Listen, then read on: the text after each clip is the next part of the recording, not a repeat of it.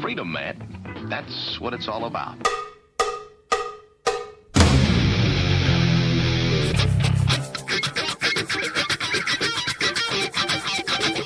You've got to groove on freedom, like the good book says.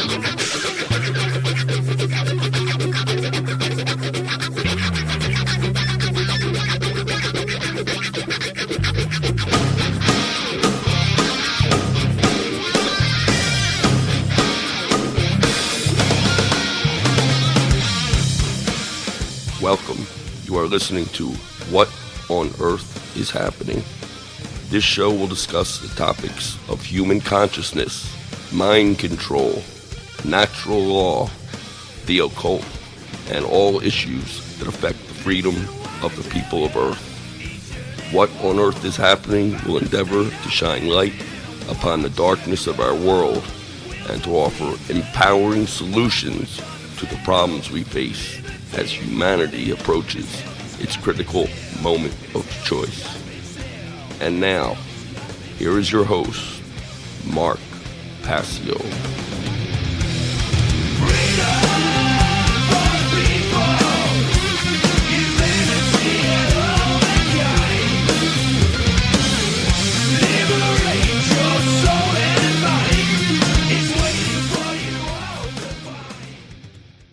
Welcome one and all. You're listening to What on Earth is Happening. I'm your host, Mark Passio. Today is Monday, December 7th, 2015, and I'm back from a long hiatus. My last podcast was back in April of 2015, April 18th to be exact. That's almost 8 months ago. And, a whole lot has gone on since then, in my life and in the world, obviously. And I just wanted to come on and ease back into things and tell people a little bit about what I've been doing during my hiatus, some of my reasons for the hiatus, and catch people up to date on some important happenings and things that are actually taking place. So let's jump right in and just tell people a little bit about why I took a break for a while. I was feeling pretty burnt out. I felt like I needed some time for myself to do things for my physical health and mental health, and just really wanted to put the ball in some other people's court for a time and just take some time that I needed. And I did that, and I'm going to attempt to come back in a podcast format, maybe eventually move it back to some form of an internet radio network, but for now, it's going to be in a podcast format once again. And I'm going to attempt to do this about once a week. That's going to be my goal. So hopefully these will be pretty regular. And I think it's important that I keep people up to date, especially with the Free Your Mind conference coming up. Free Your Mind 4 is coming up in April of 2016. I'm going to talk a little bit about that today as well.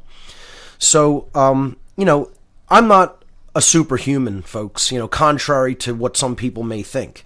I need time for myself. I need to rejuvenate and recharge. I need to reflect upon things. I need to figure out new ways that I want to approach this work and other things that I do.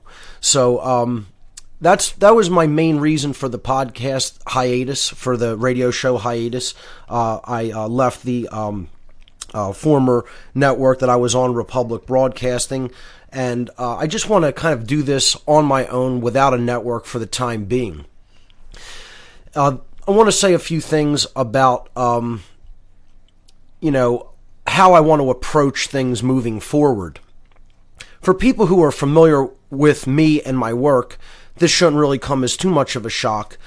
They kind of know my personality. They know that I'm straightforward, don't sugarcoat anything.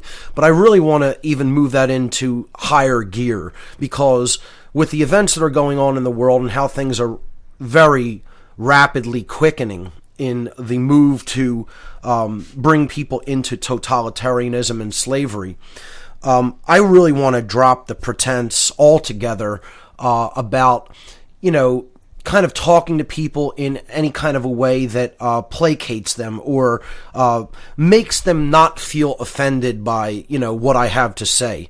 I really want to bring out a little bit more of what I would consider my real personality, how I would interact with friends just on an everyday basis, and, just really be more of who I really am, which is somebody that doesn't tolerate bullshit and doesn't placate bullshit and bullshitters, to say it in very plain street language, okay? And there's a whole lot of that going on in the world today. There's way too much of it, and there's way too many people that placate it, and because they're placating that, people don't understand that their behaviors are completely unacceptable and the things that they support are unacceptable.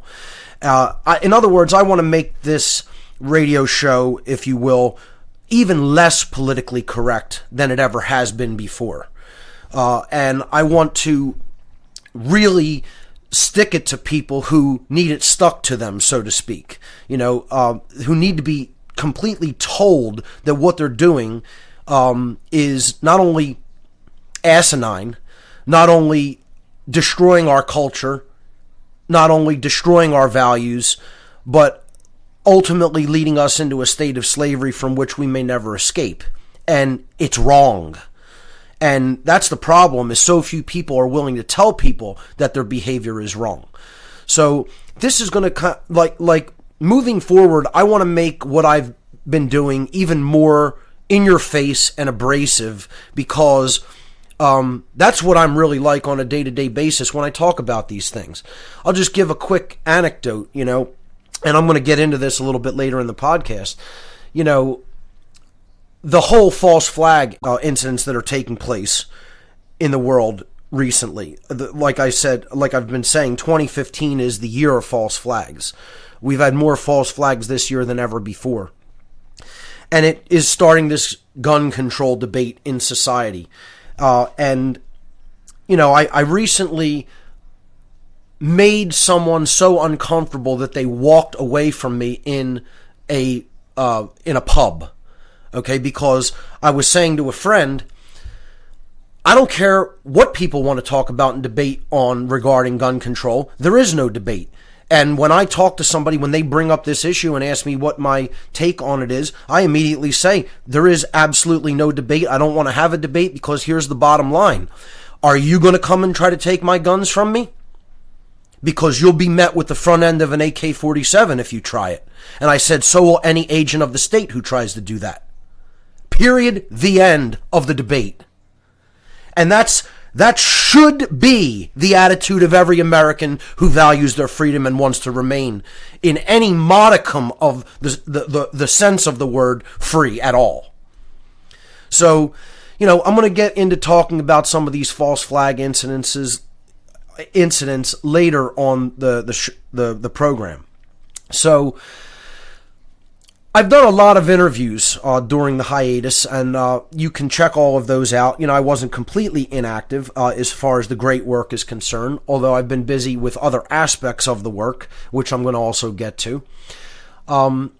There's many interviews that I did with many great radio talk show hosts, and you could check that out on the news section of my website, whatonearthishappening.com. If you're a new listener, of course, I always recommend to people to go up to the podcast section of the site, the archives, and just move forward in order from number one forward, because there's a progression of information there. A lot of people, will look at my website and say, I don't know where to start. If you read the home page, if you read the landing page, it tells you where to start, where I recommend that you start. I recommend that you start in the audio archive, the podcast section, and you go back to number one and you work your way forward in order at your own pace. It's building block material. There are prerequisites. Listening to the modern podcasts, the later ones in the series, is, you shouldn't do that before you listen to the early ones, because the information in the later ones has prerequisite material that you need to understand from the earlier podcasts. So take them in order if you're a new listener, and move forward at your own pace. You'll get the maximum value from the information that I've shared by doing it that way. I want to say thank you to all the people who expressed concern for me during the hiatus. And, just real quickly, people basically wrote to me and asked in many cases, "Are you okay?" And the answer is, no, not really. It's something else I want to talk about. I'm not okay. I'm not okay emotionally. Physically, yes, I'm okay. Actually, physically, I'm in better shape than I've been in my life. I've really been doing, in my personal life, a lot of physical activity, trying to stay as fit as possible and keep my health in as good shape as possible. Been doing a lot of physical fitness work. I've been training in martial arts because that's just as important as learning how to handle firearms should it come to a situation where self-defense is going to be required. So I've been studying the martial art called Jeet Kune Do, which was Bruce Lee's system of martial arts street fighting. And that's been going really great. I've been enjoying it immensely. It's been helping keeping me in decent shape, and it keeps the mind sharp as well. I've been doing other activity in the form of music, which I'm going to get to, and that's a really, really big new thing for me. I've always been involved in music. I've always been a vocalist and been involved in bands in the past, and I'm going to tell everybody about my new project in this podcast.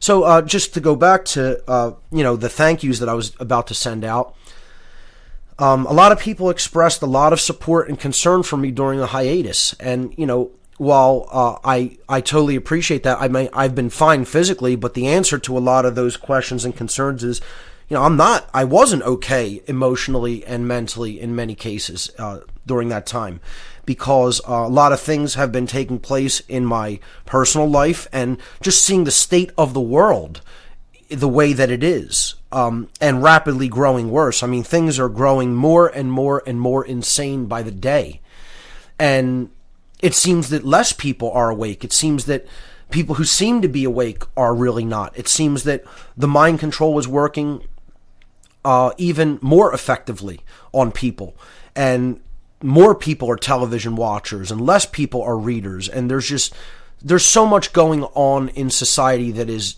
absolutely tragically horrific, and I'm going to get into that as well today. But I just wanted to say thank you for the concern, because it's definitely appreciated and heartfelt, and I understand that a lot of care was sent my way during that time. So thank you for that.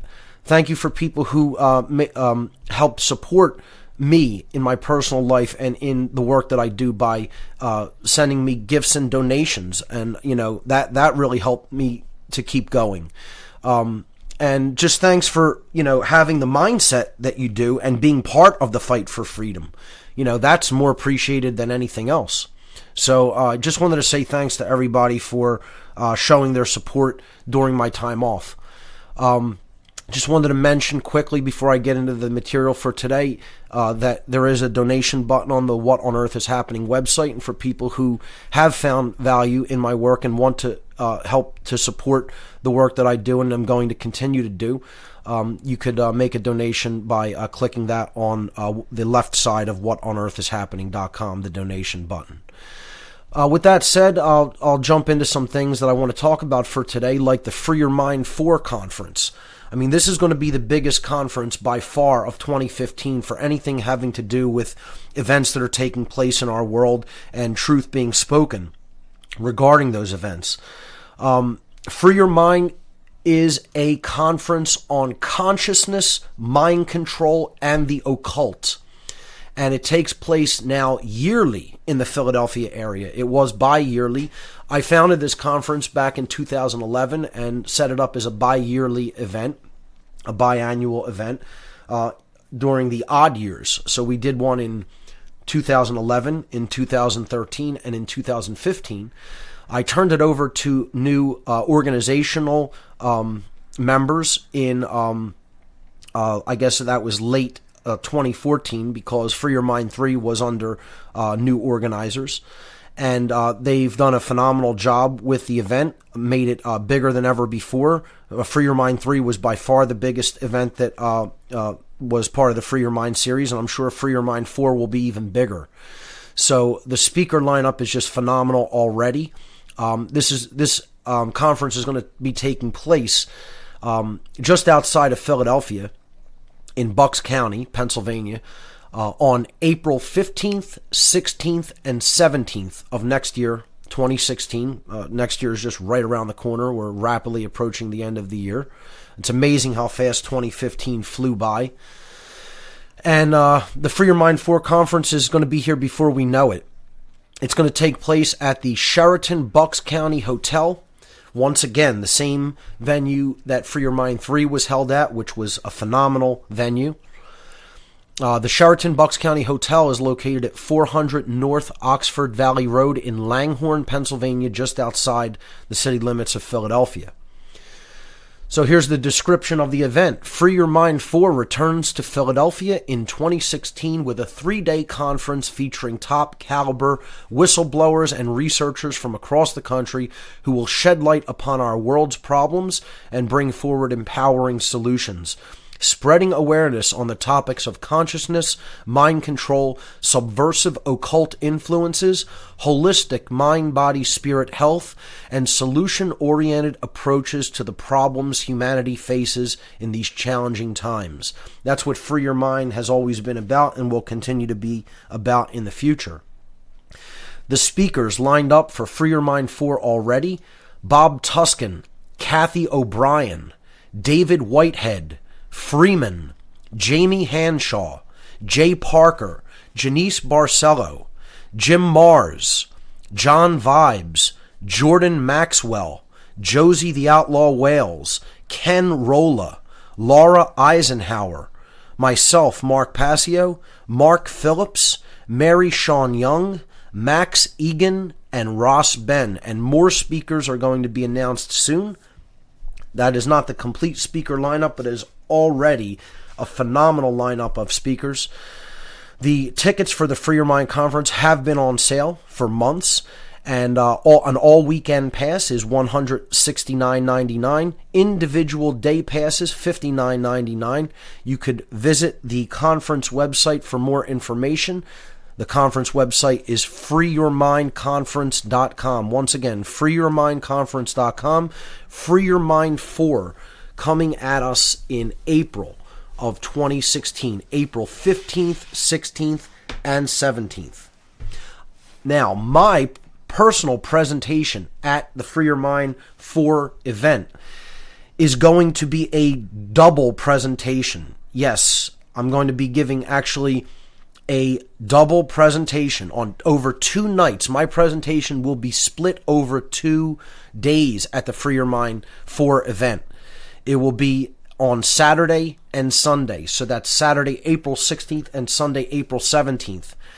And this 2-part presentation that I'll be delivering will be entitled Neo-Feminism and the Satanic Epi-Eugenics Agenda. That is my topic over a 2-night presentation for Free Your Mind 4, Neo-Feminism and the Satanic Epi-Eugenics Agenda.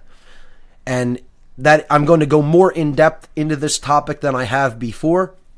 I'm going to be talking about the war on men, and therefore by proxy the war on women. I'm going to be talking about neo-feminism as a satanically inspired agenda. I'm going to be getting into how it is an example of eugenics. Eugenics waged through mind control, waged through social engineering, and hence what I refer to as epi-eugenics. And, there's going to be a lot of detailed information in this presentation, and it's going to be uncomfortable information that many people don't want to hear.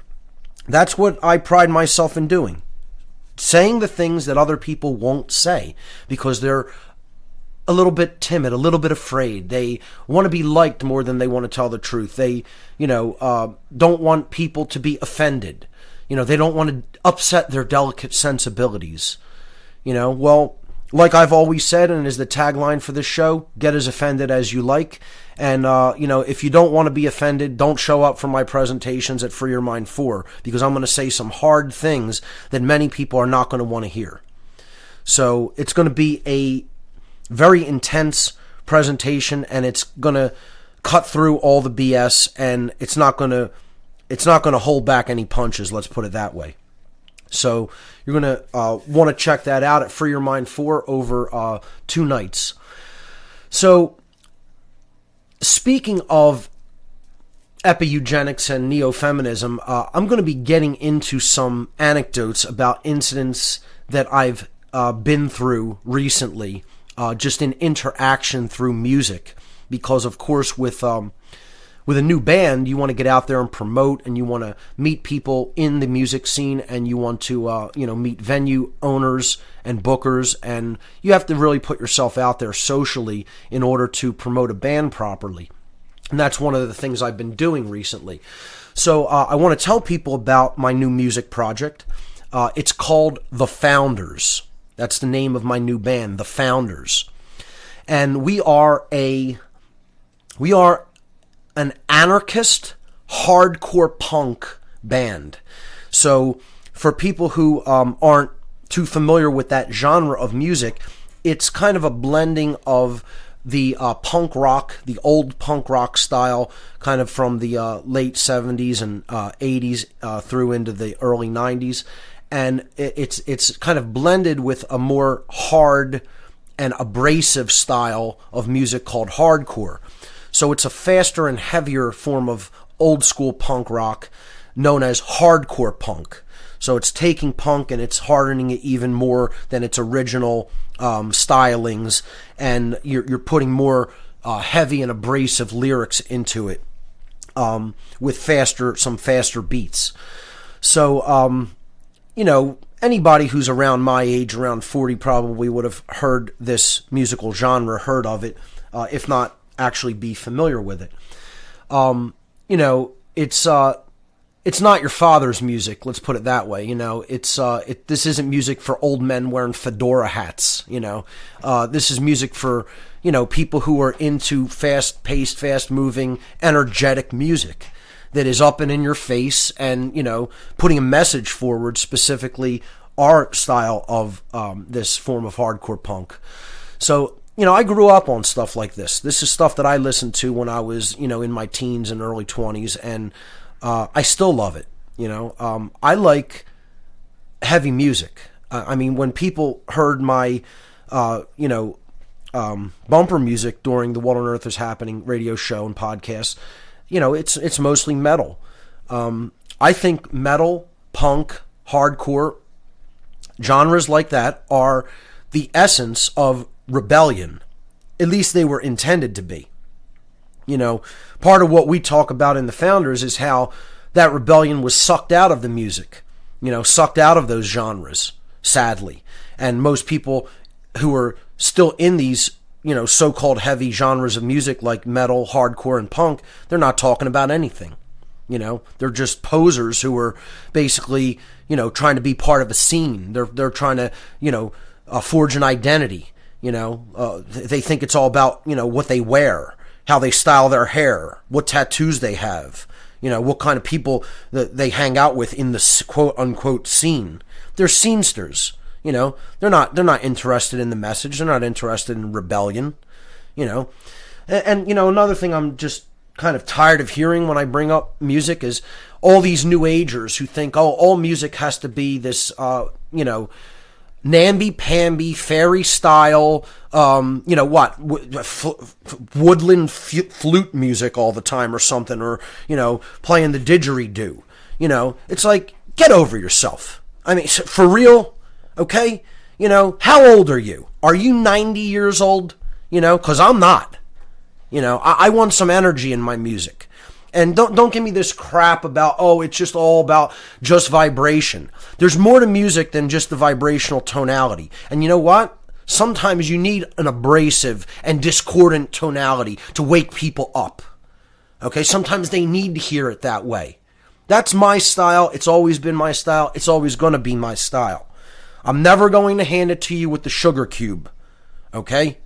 So if you're expecting that, you're going to have a long, long wait. So all the people that think, music is only this one thing and it's got to be so pleasing and pleasant and sweet and nice. It's like, whatever. I understand the experiments with the Emoto water stuff. I get it. Understood. But you know what? I could be just as effective playing some hardcore punk music up on that stage and delivering a message through that than anybody can through whatever new age music or, relaxing, calm, soothing melodies that they can play.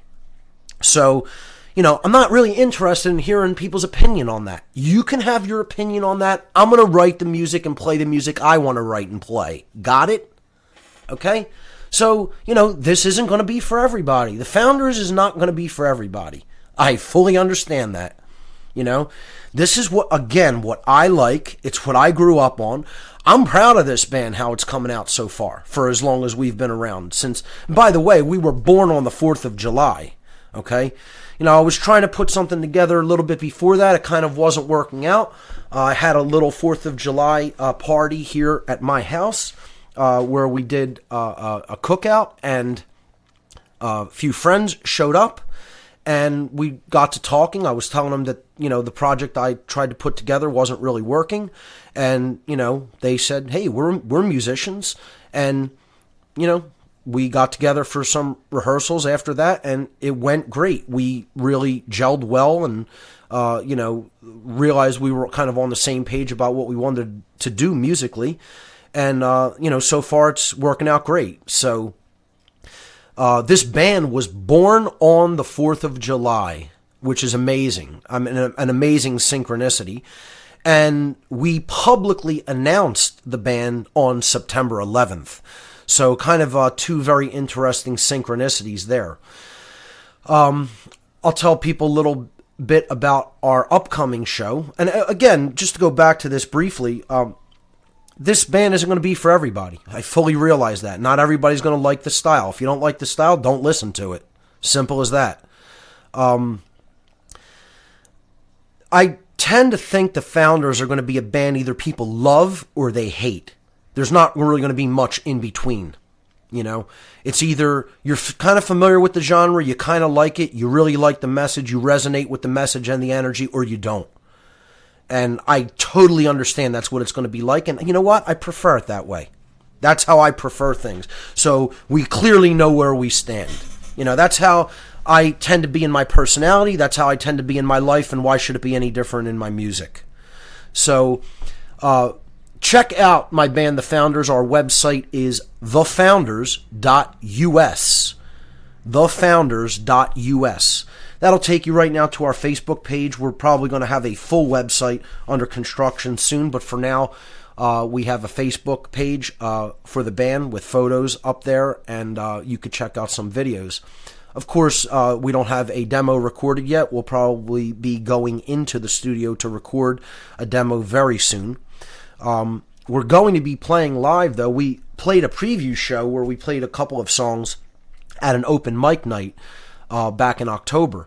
But we're going to be playing our first full show with some other great bands coming up this week. I know it's very short notice for people who are listening to the radio show right now, but if you are in the Philly area and you want to come out and check out my band, The Founders, we'd love to see you out there live.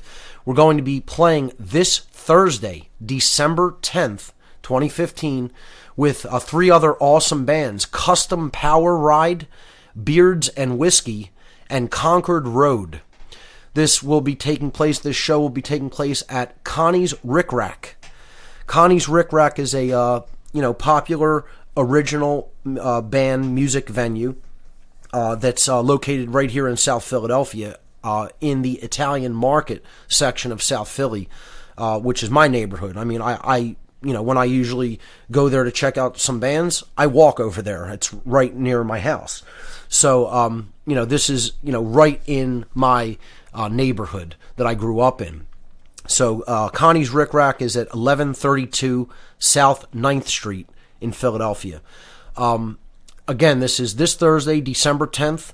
The Founders Philly's newest anarchist hardcore punk revolutionary band.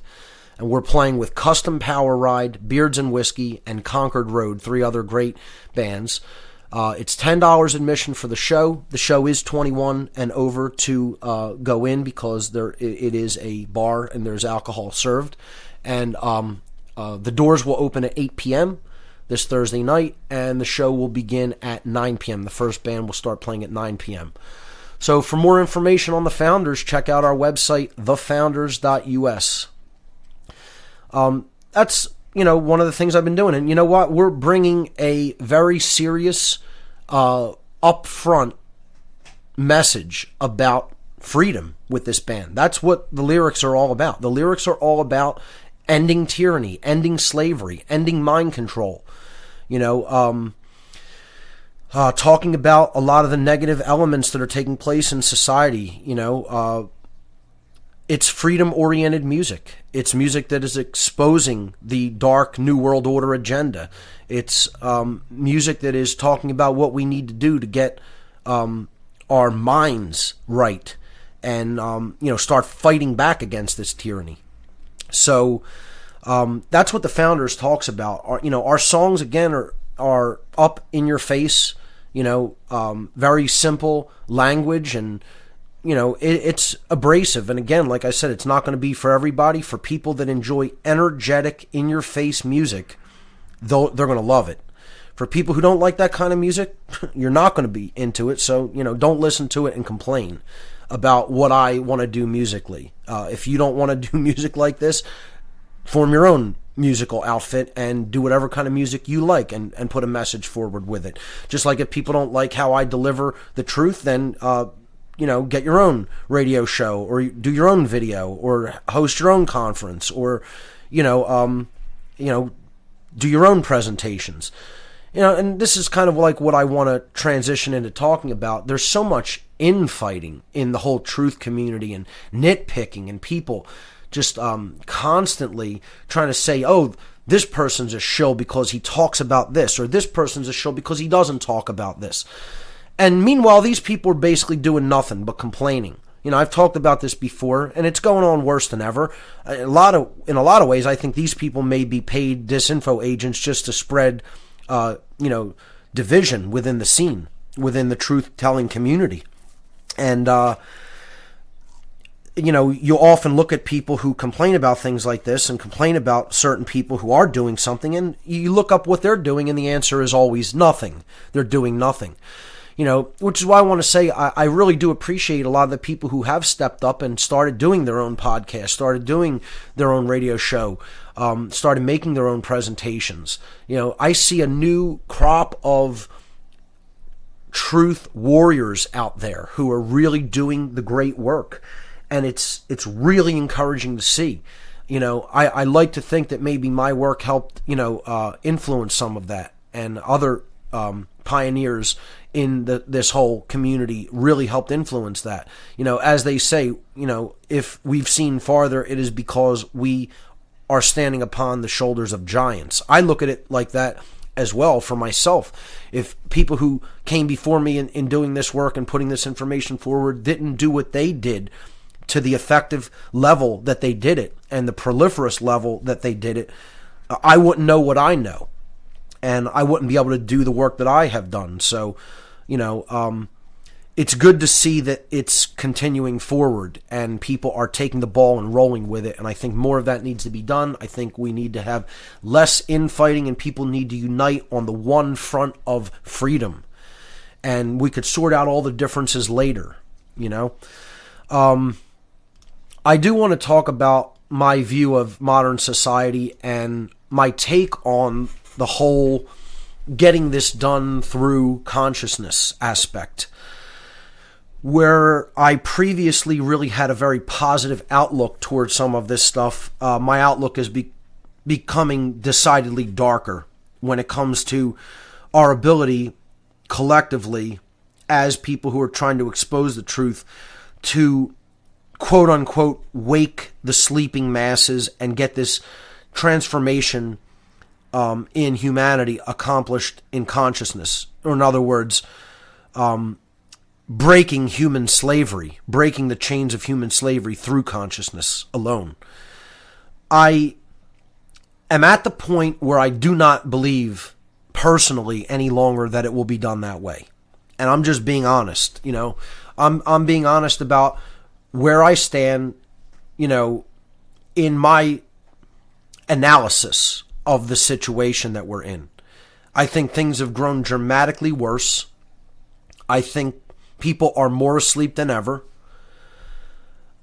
I don't know where people who have a positive attitude live, or where they're coming from, or what they're seeing. It's almost like we live on different planets, because anybody who has a positive outlook about people waking up, I think they hang out with too many people who are very awake, and they don't understand how outnumbered people like that are. So they're seeing the world through rose-colored glasses, so to speak.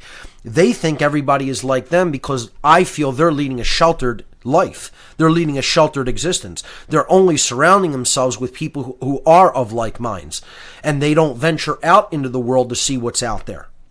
They don't venture out into society very much.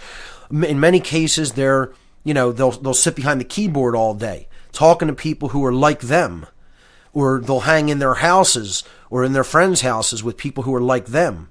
And then they develop this mindset, wow, everybody's waking up because the people I deal with on a daily basis, they're pretty awake. It's a very, very naive mindset to work yourself into. Because, when I go out into the public, into society on a daily basis, I see what's out there. And I'm telling you, it is mindless golems out there that have absolutely no idea about one thing that is happening. You could not bring up one topic of truth, one topic of anything that is of significance to human freedom, and these people have not looked into one iota of it, not one microscopic aspect of it. They're closed-minded. They're ignorant on every aspect of what's going on in life. All they know is what the television tells them, They are absolutely shut down and don't care. That's the thing. Not only are they dumb and completely ignorant, they don't care about how dumb and ignorant they are. These people are they are the perfect slave. They are the perfect mind control slave. They love it the way it is in many cases. Absolutely love it the way that it is. Totally identified with money, totally identified with career, totally identified with the state. And they want all of that to continue, unabated, unchallenged, because that's their comfort. I'm comfortable in my slavery, is their mental attitude. If it's slavery and this is slavery, well, it's not so bad. I actually got an email from a golem like this that said, if this is slavery, well, then slavery isn't so bad. Why are you so angry? What makes you so uncomfortable with the world the way that it is? You have to be an absolute child to think that way. Stuff like that doesn't even make me mad or upset. It makes me profoundly sad that cultural engineers, social engineers, are capable of making a human being into that, putting a human being into that mental, emotional, and spiritual condition. It's almost an unfathomable thing. I could not have believed it years and years ago, until I understand the depth of what was really taking place in our world. Now that I understand the depth of social engineering, epigenetics, mind control, I realize that these social engineers have accomplished something that is a miracle. It's a miraculous situation that they could take a human being with actual potential and turn them into a mindless golem robot that doesn't care about their own freedom, let alone anyone else's. It's pathetically sad. These people aren't human beings. I don't know what they are, but a human being is not one of them. They're not even close to being a human being. Not by my definition of what a human being is and the qualities a human being has. Not even close. So my take on the ability of people who are awake to awaken the masses and get it done through consciousness is, and has for actually quite some time, been very dark. I personally think this is going to come to war. I've stated this in some interviews, and I'm just going to come out and say it openly, especially now with all the false flag events, with the communist, the rabid communist who is leading the charge from the puppet actor position of puppetant president in the White House right now, with the new neo liberal and communist and neocon and fascist puppets that are on the way in, whoever it may be. It doesn't make a difference who gets in. Government will still be the ruler because people have elected masters. I don't think that this is going to be done by convincing people of the difference between right and wrong behavior and that government is violence and slavery. I think it's going to have to happen through bloodshed, through forceful revolution. And I went into in my last podcast why people are so psychologically afraid of that.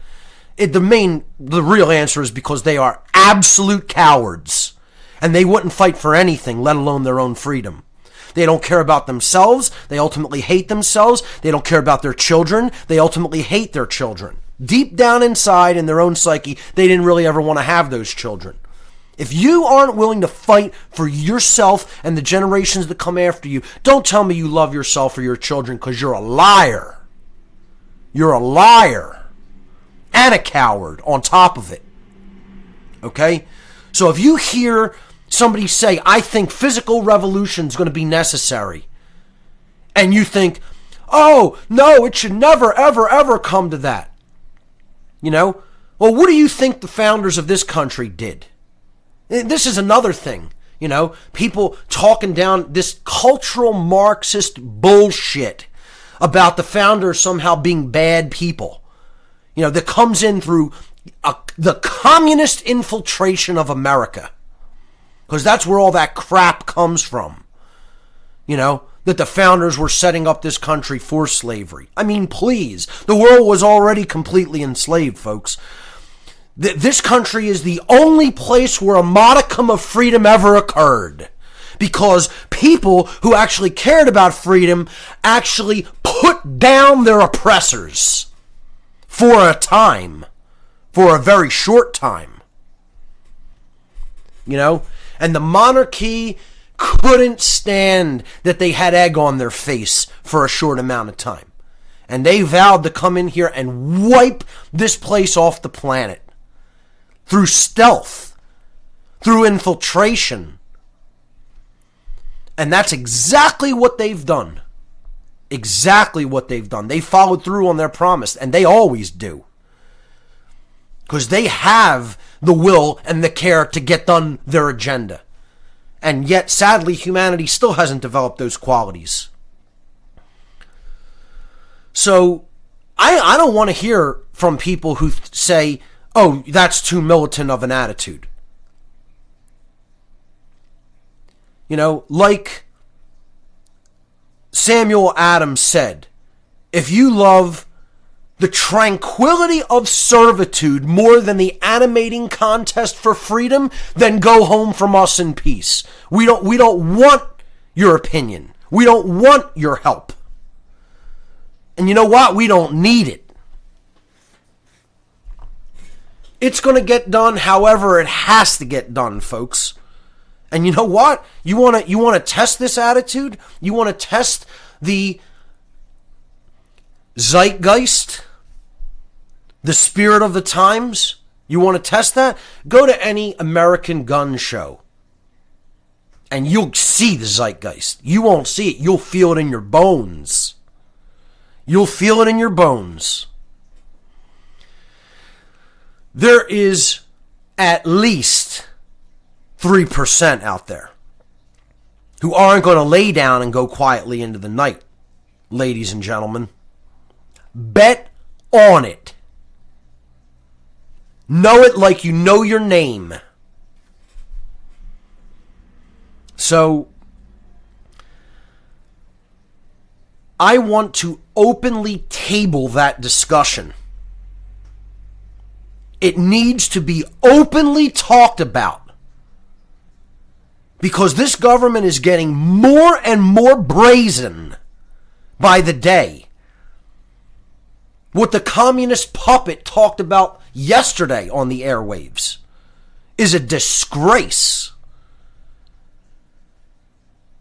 And it's all these false flags are being done for is to try to disarm America.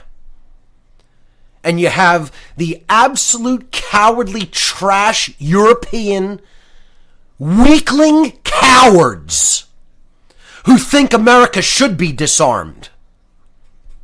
You don't know what freedom means, boys. You don't know, you couldn't spell it. Okay? You're a bunch of domesticated dogs. And you love your domestication. And you think you're a man. You don't know the meaning of the word. Think that only government should have guns. I mean, you gotta be joking. Anybody who's not vehemently angry about that is asleep. And if you're not talking to these people just like that, you're asleep. They can't understand what gun ownership is for. They're asleep. The information's been out there. They're ignoring it. No, because when your government comes for your rights and freedoms physically, you know what you're going to do? You're going to crap your pants. And you're going to piss in your pants like a little child. And then you're going to go in the ground because you're going to have no means of resistance. You know what? That's not happening here in America. Boys. You know, this whole European attitude, it disgusts me. Just because you're already enslaved because you gave up your firearms decades ago doesn't mean that you're going to lead us into that condition, punks. It's never going to happen here. It doesn't matter how many people get killed. It doesn't matter how many children get killed. It ain't happening here. Know it. Know it. So how's that for some vitriol? Huh? How's that for some righteous indignation about what's happening here in America? Turning this country into a fascist communist regime. And then now they want to take what they laughingly call assault weapons away. Assault is a behavior, clowns. It's not a kind of weapon. A semi-automatic rifle is not an assault weapon. Assault is a type of behavior. Can a semi-automatic rifle be used for assault? Yes, it can. So can a baking pin. Okay? You know, this is a mind control tactic to try to demonize a tool that is intended to be used as a defense against government tyranny. And people still don't understand it. Go back and watch my Second Amendment presentation. Again, the true meaning and purpose of the Second Amendment. Look it up on my website in the video section. Look it up on YouTube. Watch it. Share it. One of my most important presentations that's out there. But you know, it's like once they've taken the man out of, you know, a physical body, it's very difficult to reinfuse the essence of an actual man into a male body. That's another thing I want to talk about today. You know, how emasculated this society is. And Europe is way farther along than even America. And, you know, it's disgusting. It's something I'm going to talk about a lot at Free Your Mind 4. This gender bending, you know, the emasculation of the American male and the masculization of the female. That's how they know once they confuse gender roles, you got a society on the road to enslavement. Because there ain't going to be no real women in that society, and there certainly ain't going to be no real men. They're going to be weak, They're not going to resist. They're not going to know the meaning of rebellion against tyranny. Because they're cowards. And that's what you have. You have a whole society of men with no bass in their voice who wouldn't lift a finger to fight against tyranny. They're garbage. And they've been constructed that way. They've been built. They think their thoughts are their own. They think the way they are is their choice. It's a joke. You're a joke. A joke that you even believe that crap. That you made those choices. Those choices were made for you, little boys. You think the way social engineers and dark occultists wanted you to think. According to their plan, according to their specifications, and they built you to spec. You don't even know your thoughts aren't your own. You don't even know your behaviors aren't your own. You're running a program. You're running a program that was written by people you never met and never will meet.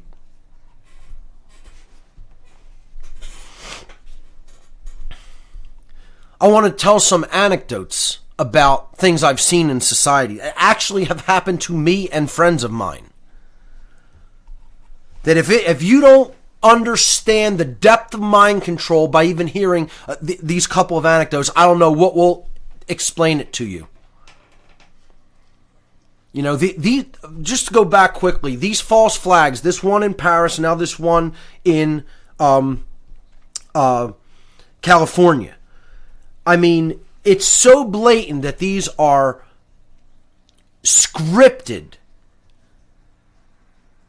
events with crisis actors, you know, who don't even display any real emotions, real grief, real trauma. And the news media is just constructing this whole narrative that this is, all just because of gun owners. We got to get these guns out of society. And they're tugging on the heartstrings because that's what they do, you know, and they got people thinking with their emotions, not with any logic, not with their minds, not with the logical part of the mind.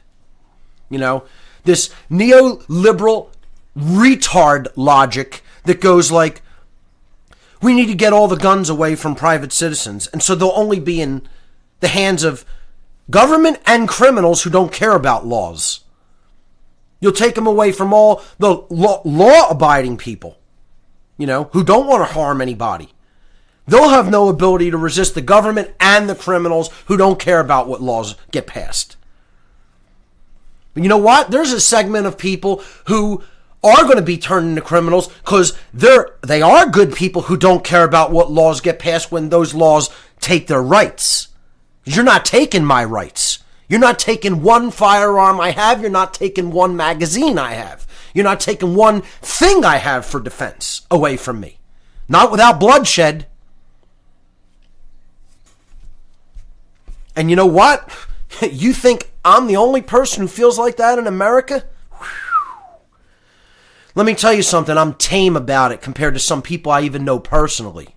Let alone probably some of the really, really vehement people out there, how they feel about this. It would make me look tame.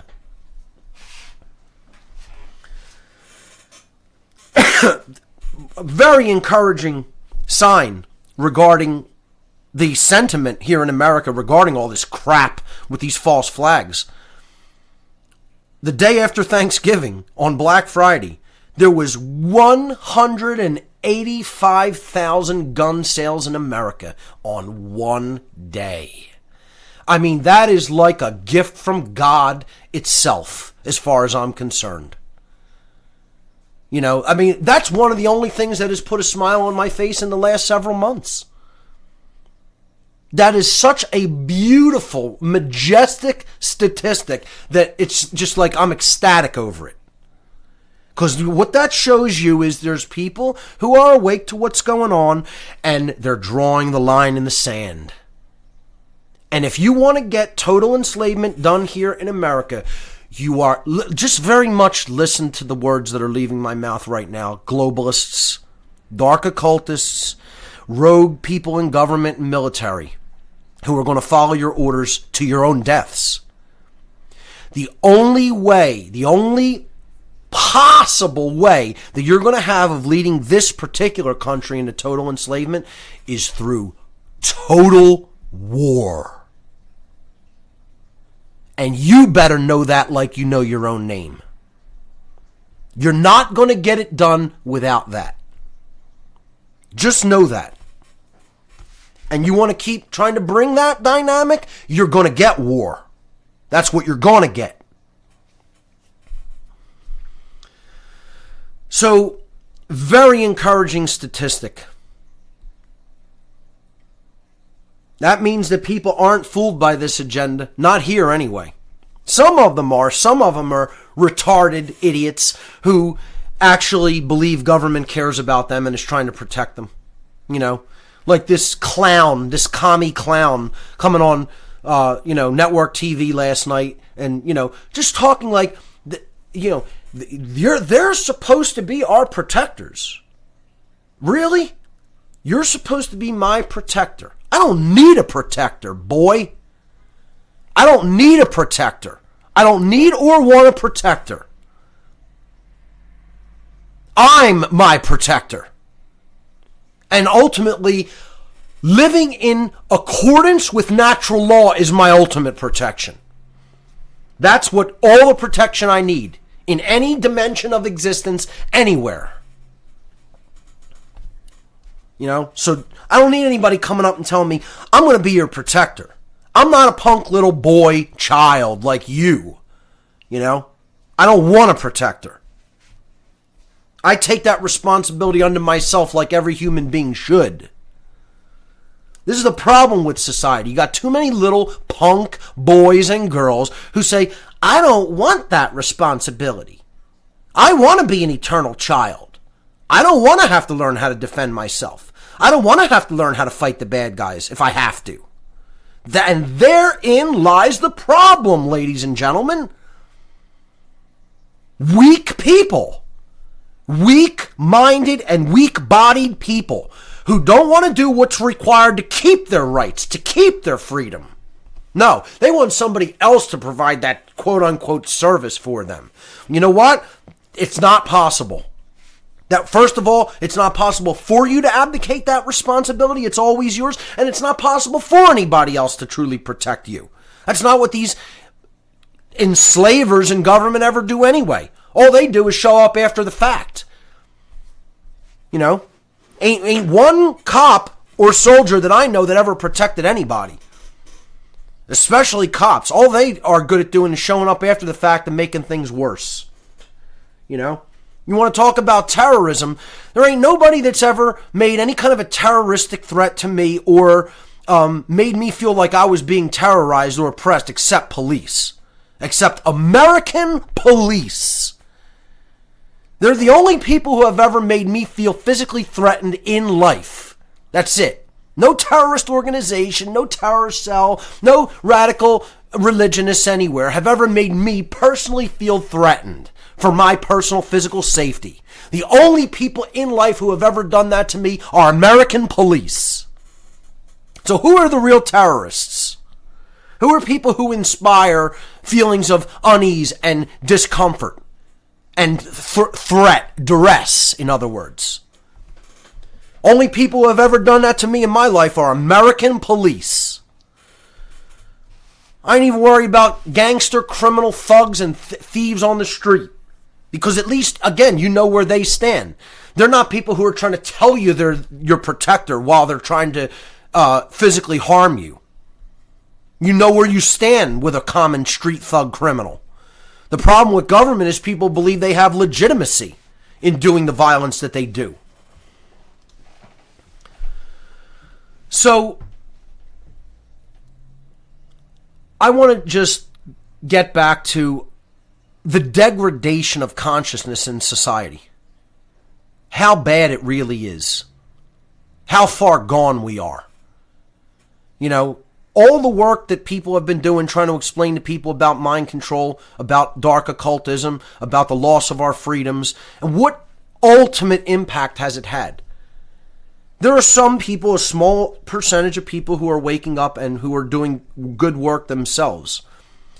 But you have this huge, huge swath of society that is just going deeper and deeper into a trance. And the mind control is so effectively working upon them because of their absolutely degraded emotional state. These people are literally retarded. Literally retarded. Which means slowed down. Their development, it's called arrested development. Intellectually, emotionally, and ultimately spiritually. They are in the state of arrested development, meaning that they never really came out of a childlike, naive, childlike emotional state. Because they're not doing any shadow work with themselves. They're not trying to understand the self better. They're not trying to understand the consciousness better. They're not trying to do self-reflection and personal improvement. This is a thing that is actually so sorely lacking. It's not even sorely lacking. It's actually talked about in a negative way in society. Now, oh, you want me to do personal improvement? That might involve effort. Truth? I mean, I've heard people scoff at truth in the time I've been off. I've heard people scoff at the term free will since I've been on this hiatus. Just interacting with people in society. I have heard people not only scoff at the term truth, I've heard somebody say, oh, that word. I mean, just imagine that. Scoff, like eyebrows come down in a furrow. And scoff when I said the word truth. And said, oh, that word. Like I just said a foul, dirty, filthy word. I mean, how destroyed does the spirit of a society need to be for any individual to hear the word truth and react negatively like that? How much mind control does a society have to be under?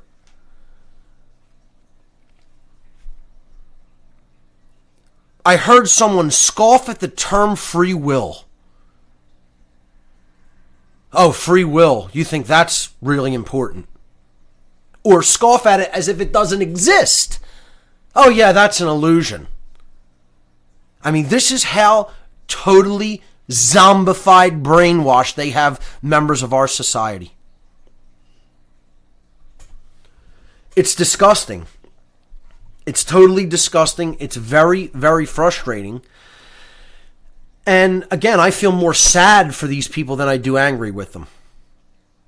It's like you're that destroyed. You're that weak. You're that spiritually dead. You know, how did you ever allow yourself, capital S self, to come into this degraded condition? It's pathetic and sad. And the problem is, folks, people will say, well, why are you angry about it? The problem is because unfortunately, very unfortunately, and I don't want it to be this way, but I'm not the kind of person that says, oh, because I don't want it to be that way, I won't acknowledge how it really is. This is how most people react to things that they don't like, that are actually true and real. They'll try to say, oh, no, it's not that way. It's the way I want it to be. Well, I don't do that. I'm not a naive person that thinks I can make reality the way I want it to be just because I don't like how it is. I fully understand how it is to a depth that most people do not understand. And have seen the people who are making it like this through their willful efforts to make it like this. So, people are in the condition of thinking, I'll make things how I want just because I'll ignore it. If it's uncomfortable with me, I'll ignore it and then it'll go away. It won't exist anymore. This solipsistic attitude. They actually think this way. That's how degraded they are spiritually. That's how naive they are.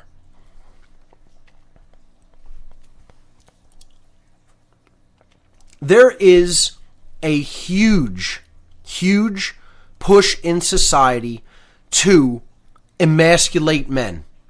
That's another thing. There is this gigantic push to somehow make men fearful and ashamed of being a strong man, a strong, willful man. This is what the neo-feminism agenda wants. They want men who have no will to challenge anything any woman says, regardless of how off base it is. Like truth, or free will. Why do you think that's so important? You know? And when I tell you things that have occurred, when I'm getting ready to tell these anecdotes, you'll think that those things are like nothing in comparison with how bad it actually is. I went with my guitarist from the Founders, Mike, to a show to try to basically check out a club where we will potentially be playing at, maybe, introduce ourselves and, meet the people who book there and get into the venue in the near future. It's a place in the Northern Liberties area of Philadelphia called Kung Fu Necktie. It's a rock club. And we went to see a psychedelic rock band that evening. And we went to the bar, we got a couple of beers, and actually it was two of my guitars. It was Mike and a DJ. And the show was over. People were starting to file out. We still had a couple of beers that we were going to finish before we left and went somewhere else. And we were leaning on the pool table near the rear of the club, near the exit door, about as far away from the stage as you can get without leaving the building, without leaving the venue. And there was absolutely plenty of room. Everybody else was just walking by us with no problem. We weren't blocking the way out. There was a wide through thoroughfare to get out of the venue and get to the door. At least 50 people or so walked by us and went out the door as the show ended, while we were still, leaning there at the edge of this pool table having a beer. And not one person said a word. Until a woman turns to my guitarist, Mike, and with a very angry, nasty look on her face, goes almost right up to him in his space, in his personal space near his face, and says, "Why don't you quit manspreading?" Yes, ladies and gentlemen, that word just left my mouth. And I had to do a triple take, what I couldn't even process in my mind mentally what was just said. It was so unfathomable to me to actually hear this in a daily interaction with another human being. Now, for people who don't understand what that term means, and again, she bumped into his elbow on the way out the door as he was leaning on a pool table, and accused him of what she termed as manspreading, because she bumped into him probably in her drunken condition, because she looked like she wasn't altogether with it. And, we were absolutely fine, sober, having one beer, getting ready to go, and, nobody was blocking the way. Nobody was trying to make themselves as big as possible, like they were getting ready to fight a grizzly bear or something. Okay? We were leaning on the pool table, drinking a beer, getting ready to go. And because, she bumped into him, nudged into him on the way out, she turns to him with this really angry look and practically screamed that right to his face. Now, for people who don't know what man-spreading means, you have to go back to New York's subway, New York City subway signs. This comes from a man sitting with his legs open on a subway seat and therefore making it, tight for other people to get a seat if they want to sit in the seat directly next to him because his knee is out. Because men aren't going to sit there with their legs crossed like a woman because they're not women.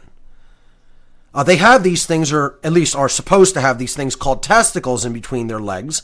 I realize most modern men don't have those, but, allegedly they're supposed to be there. And some men who still do have them tend to open their legs instead of cross them on a subway car, in the small seats of a subway car.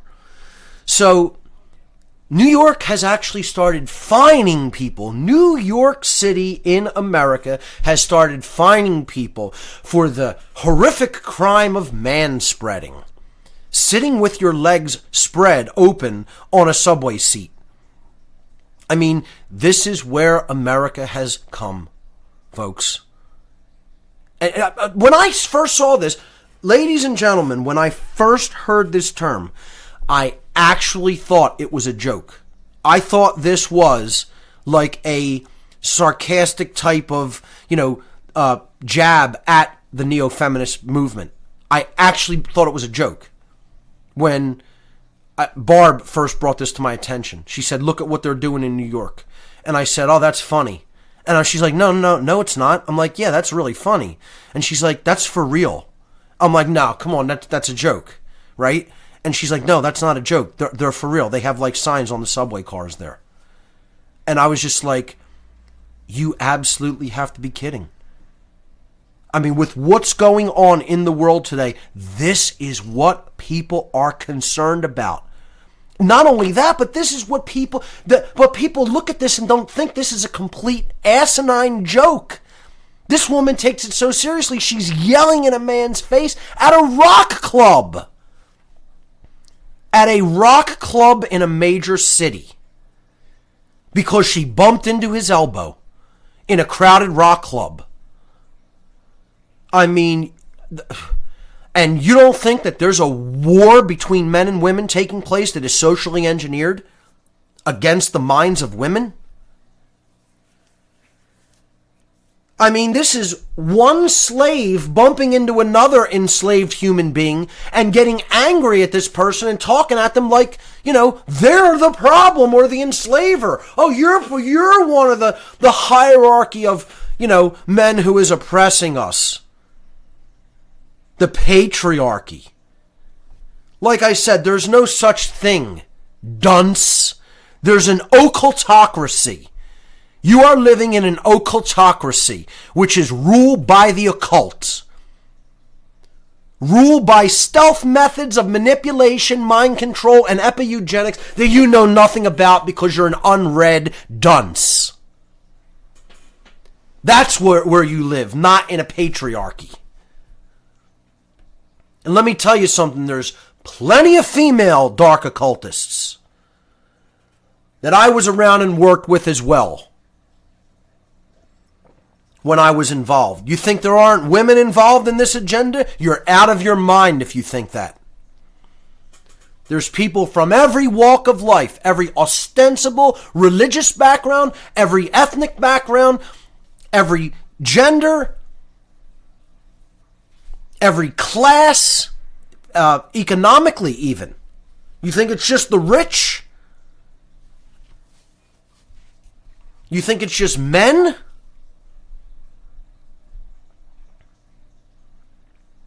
People think it's just white rich men. Yeah, sure. You want to talk about naive, that believe this. They actually believe this crap. Let me tell you something. I was actually good friends with a black female Satanist for a while. So you don't think that there's every ethnicity, every gender involved in the dark occult agenda? You don't know what's going on. And you don't know who's directing it. Because you, quite frankly, haven't read enough, haven't opened up your mind enough, haven't studied enough. You don't know what's going on in this world or who's directing it. And you're taking it out on somebody sitting at a rock club, having a beer, talking to friends because you accidentally bumped his elbow in your delusional state, and probably drunken one too. So, my guitarist did not remain... I was so dumbfounded that I actually remained silent, ladies and gentlemen, if you could believe that. I could not even process it. I was literally standing there like gape-jawed for several seconds because I could not even process what just happened. I was so in it like a stupor over it that the words couldn't leave my mouth. But immediately, my guitarist answered in a very vitriolic way, let's say. I won't repeat even on the airwaves what he said.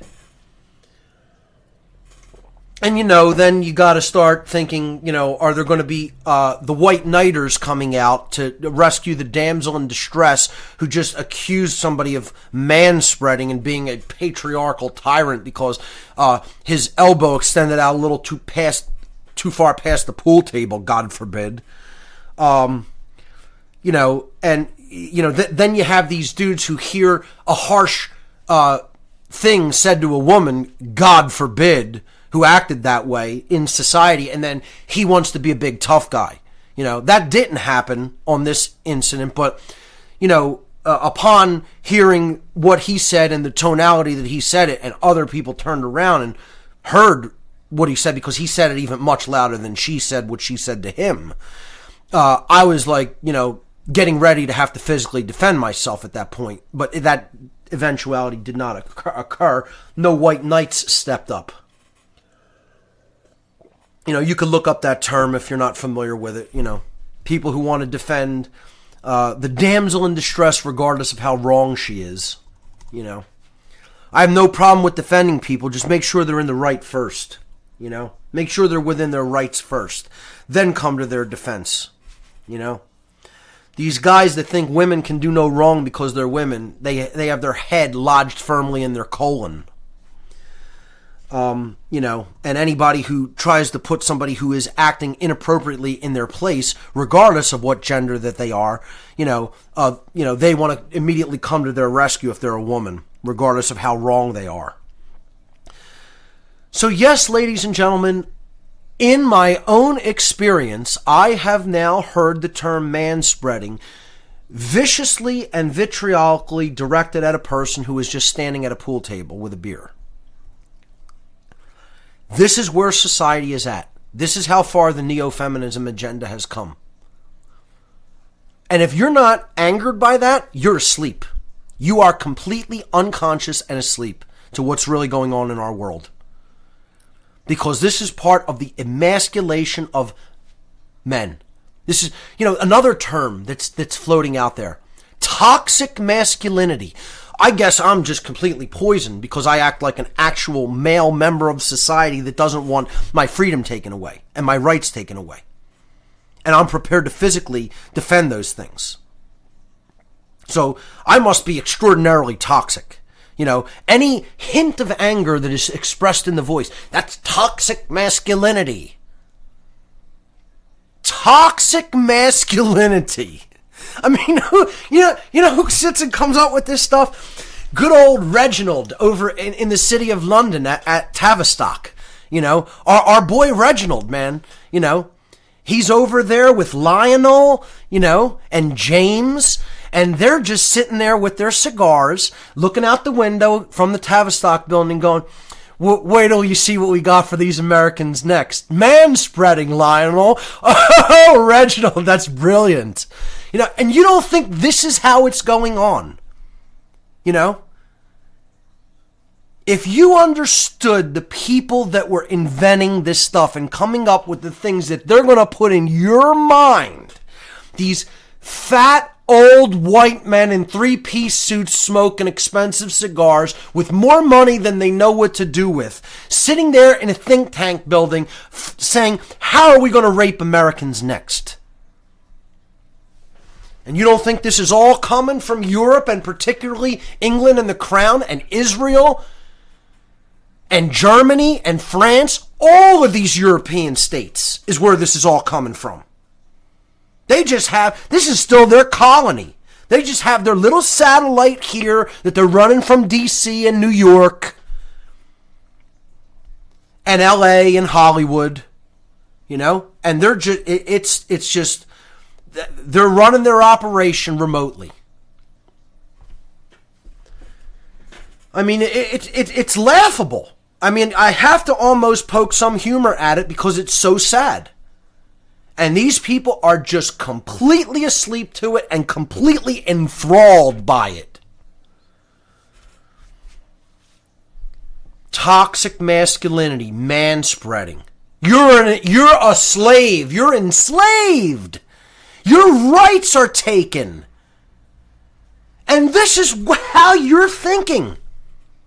Trying to attack the only people that are going to be capable of defending your freedom and rights. Physically. Because you're certainly not going to do it.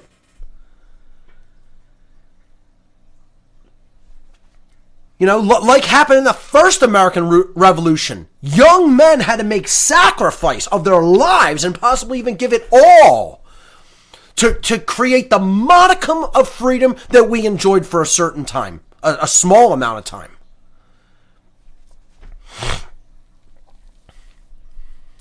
And people are inventing these terms to try to make men embarrassed for being real men. I mean, you're slaves who love being slaves. Now, possibly even the worst one. If that's not bad enough, folks, yes, it gets worse. Or at least to me, it gets worse. I mean, some people might think the manspreading thing is like the worst one. But I have a doozy for you here. I was in the venue where the Founders, my band, the Founders, are going to be playing this Thursday, last week, to promote for the event. I brought some handbill flyers there and some stickers to, you know, put our name out there and put the event out there so that people who attend can, you know, see that we're going to be playing.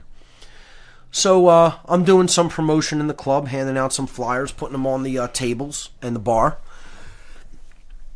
And while I'm standing at the bar doing some promotion, a black woman comes up to me at the bar and says, are you a racist? And I said to this African American woman, what in God's name would make you ask me that question? Obviously, she didn't know who I was, or she never would have asked that question. But I'm like, why would you think that about me? What possible impression would I give you that I'm a racist person? Did you hear me say anything to that effect? She said, what you're wearing. And I said, what I'm wearing? What are you talking about?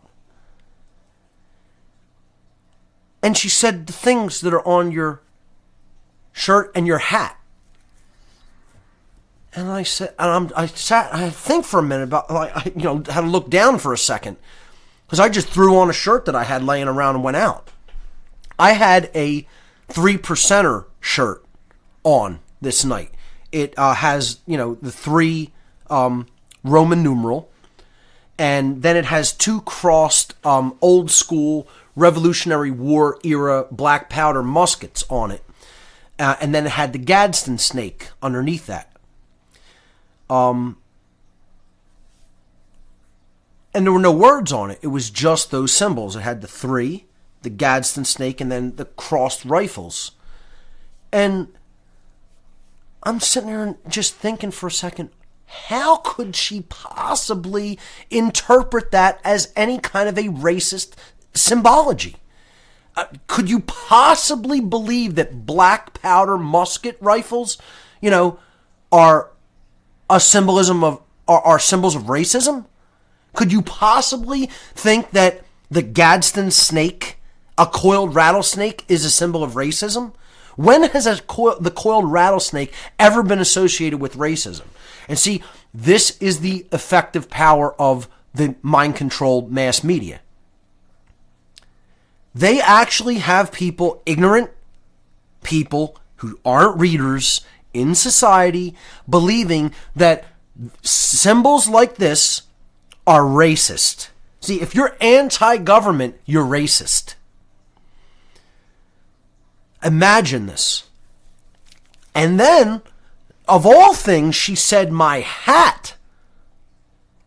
I was wearing a baseball cap, a black baseball cap with the Ben Franklin Join or Die logo on it.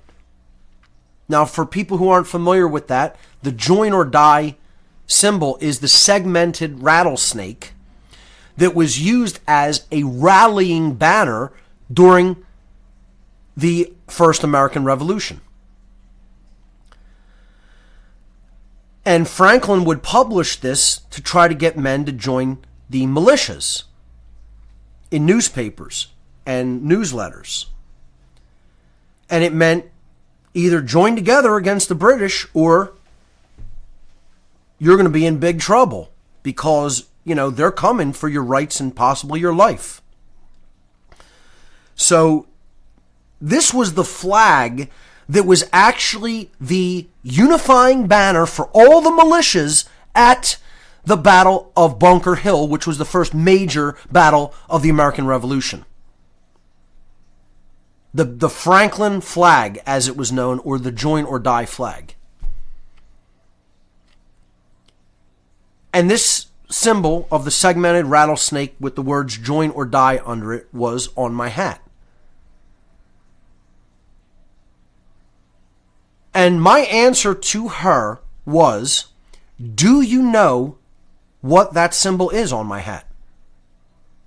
That's how after the shock and awe of being called racist or being asked whether I was racist and saying, not only am I not racist, I think racism is one of the biggest ways humanity is divided and conquered and ultimately enslaved, to her. And she was like, oh. And I said, yeah, but not just that. After I said, well, what made you think that? And she said, your shirt and hat. I said, well, do you even know what's on my hat? Do you know what that is or who made it? And she said, no. I said, well, first of all, why would you think it's racist if you don't know what it is? Secondly, do you know who made that? And she said, no. And I said, that was made by Benjamin Franklin, one of the founding fathers and revolutionaries of America during the Revolutionary War era. And I said, do you know what he did? And she said, no. And I said, he founded the first abolitionist society in America in 1775. He founded the first anti-black slavery society, an abolitionist, the Pennsylvania Abolitionist Society, right here in Philadelphia in 1775. So you're talking about the person who championed and pioneered the anti-slavery movement in the North before anybody else was talking about it as a big problem, and accusing me because I'm wearing the symbol of his rallying cry for the American Revolution against the British, who were instrumental in bringing those slaves over here to America, to the South. Not that the North wasn't involved in that at all, but the South was obviously the people who were utilizing that slave labor force. This guy set up the first organized society to try to put that practice down. And you know what I heard from the other end of the line, folks? Crickets. Chirp, chirp, chirping away. Absolutely nothing to say back because she was so embarrassed at how ignorant she was that she did not know any of this part of our own history. These are the kind of golems you have walking through society on a day-to-day basis. And it's not getting any better. Because these people's minds are owned. They're owned by the media. They're owned by the government. They're most of all owned by the social engineers. They don't even understand how their minds are socially engineered at all, or who's doing it. They're reveling in their ignorance because, oh, this is my time to get back at the white man. You know, the white man is becoming the new cultural enemy. And this is what these social engineers are trying to foment. The war between men and women in particular, and between the races as well. Between black and white. And they're succeeding. They're getting it done. I'm seeing evidence of it all over the place when I go out into society. It's like if you're a white man, you're being treated like you're the enemy. We are not the enemy. Because I'm a man and because I'm white and because I act like a man, I'm not your enemy. As a matter of fact, I'm one of the people fighting for human rights more than anybody else is. And you know, this is why I need a break from this sometimes, folks. Because this is what I see on a day-to-day basis. And it starts to wear thin on you. It starts to wear you out. To see this is disgusting. It saps your energy. It saps your strength. It saps your will to continue to go on. Not that I'm going to stop, because I'm going to keep going. But people need to know how bad it is so we can get to work on this. We need to get to work on this, and you cannot remain silent about these issues. They have to be discussed in the forefront. How there's a war on men, how there's a war on white men in particular as well. You know, this isn't a race issue. I'm trying to explain how the divide and conquer tactic is progressing in society, and people are still falling for it. You know, how many people think that, oh, it's all white people are the problem? You know, because why? Because most white people in government are doing oppression to people of minority, races. Of course they are. There is real racism happening there. That doesn't mean all white people are supportive of that. You know, I mean, these people have to be more discriminatory in their understanding, you know? Yeah. I mean, they have to discriminate in the right way and realize it's not about white versus black. It's not about any race versus any race or men versus women. It's about government versus the people. It's about tyranny versus freedom. That's it. That's the only war going on. And people have to understand that we're already actively in a war. I talked about this on in a recent interview on Veritas Radio. We're already actively in a war, folks. Thousands of people, over 5,000 people have been murdered since 9/11 without any trial by American police in America. I mean, the Nazis couldn't have done anything that successfully with the silent consent of the people.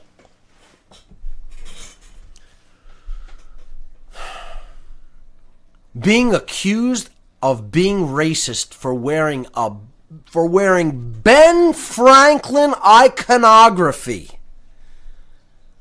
I mean, you have to be kidding.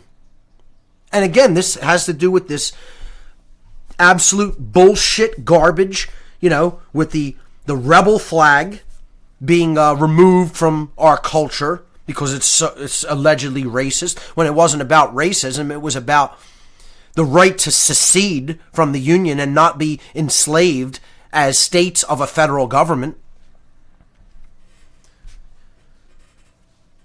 But now anything associated with that, see, she saw the crossed rifles and associated that with that elongated X of the rebel flag, you know? So,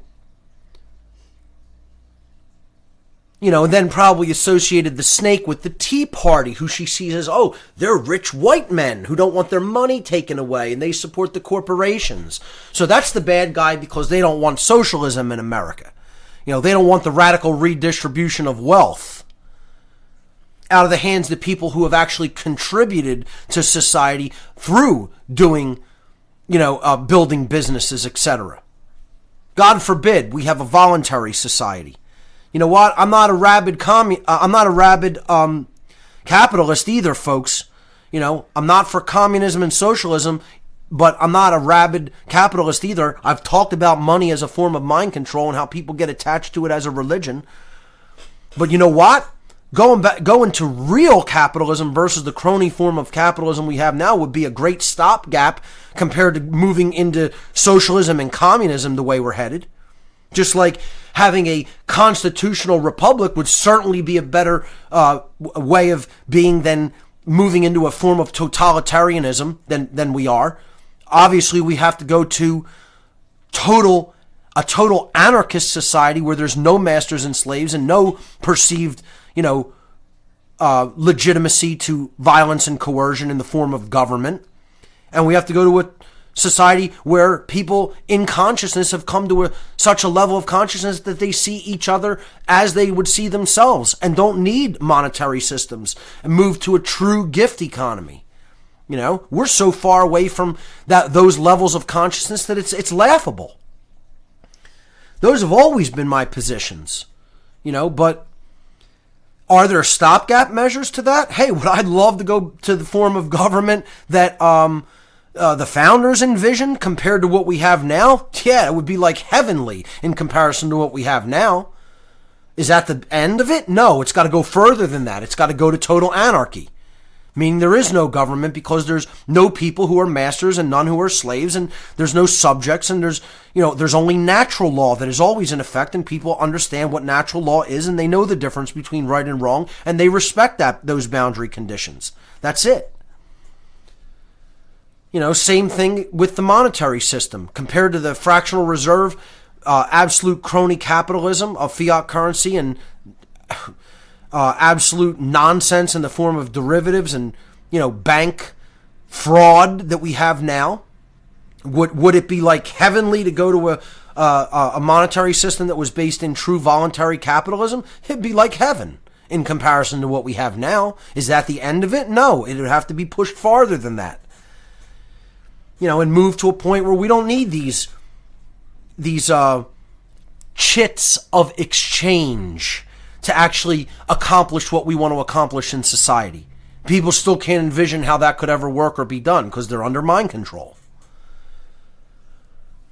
I tell people it's like, a family. Would a family of a mother, father, and 2 children develop a monetary system, or would they just do things for each other that they could? Because they recognize that they're all in the same situation together, and they would help each other as a family unit, a family dynamic.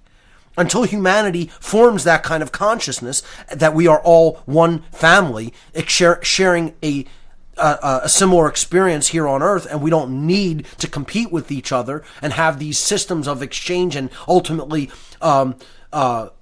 complete imbalance, where one person can have it all and one person can have so little, then, nothing's ultimately going to really change for the better in the long term, because these are all ultimately systems of control. Any form of government and money are systems of control. I've talked about that from day one.